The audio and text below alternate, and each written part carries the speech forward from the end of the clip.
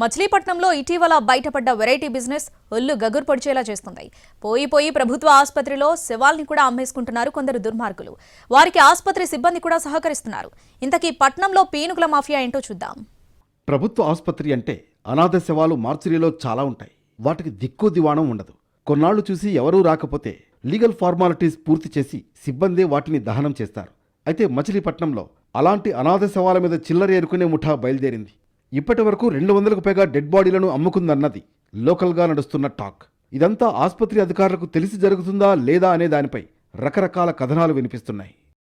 ఆసుపత్రిలో అనాథ మృతదేహాలను ప్రభుత్వ మెడికల్ కళాశాలలు, గుర్తింపు పొందిన మెడికల్ కళాశాలలకు పంపుతూ ఉంటారు, లేదంటే ఖననం చేస్తారు. ఈ నిర్ణయాలను ఆసుపత్రి సూపరింటెండెంట్తో పాటు 4 డిప్యూటీ సూపరింటెండెంట్లు తీసుకుంటారు. అయితే మాఫియాతో కొందరు ఉద్యోగులు చేతులు కలిపి పక్కా ప్లాన్ ప్రకారం అమ్మేసుకుంటున్నట్లు తేలింది. మచిలీపట్నం ప్రభుత్వ ఆసుపత్రి మెడికల్ కాలేజీకి అనుబంధంగా మారిన తర్వాత డెడ్ బాడీలను తప్పుడు ఆధారాలు సృష్టించి అమ్ముతున్నారని ఆరోపణలు వస్తున్నాయి.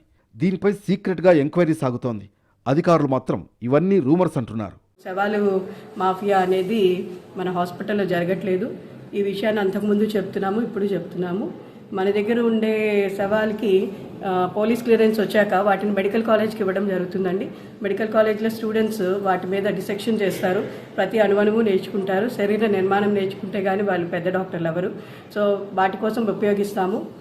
ప్రతి స్టూడెంట్ 15 మంది స్టూడెంట్స్కి ఒక బాడీని ఇవ్వాల్సి వస్తుంది. దానికోసం ఉపయోగిస్తారు తప్ప వేరే బయటికి కానీ దాన్ని మాఫియా చేసి బయటికి పంపడం కానీ జరగవండి. ఏది ఏమైనా ఆసుపత్రి హయ్యర్ అఫీషియల్స్ ఏం చెబుతున్నా వందల సంఖ్యలో ఇక్కడి నుంచి డెడ్ బాడీల్ని మాయం చేసి అమ్ముకున్నారన్నది పబ్లిక్ టాక్. ఆసుపత్రి సిబ్బంది సహకారంతోనే పీనుగుల మాఫియా బరి తెగించి శవాలపై కాసులు ఏరుకుంటోందని ఆరోపిస్తున్నారు. దీనిపై మరింత లోతుగా విచారణ చేపట్టి నిజానిజాలు బయటపెట్టాల్సిన అవసరం ఉంది.